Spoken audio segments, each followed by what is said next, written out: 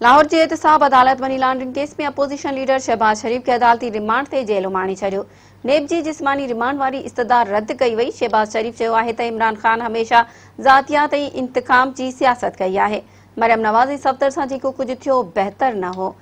नेब हथां money laundering में गिरफ़्तार मुखालिफ़ धुर जे अॻवान शहबाज शरीफ खे एहतसाब अदालत में पेश कयो वियो, जंहिं दौरान नेब अदालत खे वधीक जिस्मानी रिमांड ॾियण जी अपील कई। अदालत नेब जी दरख़्वास्त रद्द कंदे शहबाज शरीफ के 27 अक्टूबर ताईं जुडिशियल रिमांड ते जेल मोकिलण जो हुकुम ॾिनो।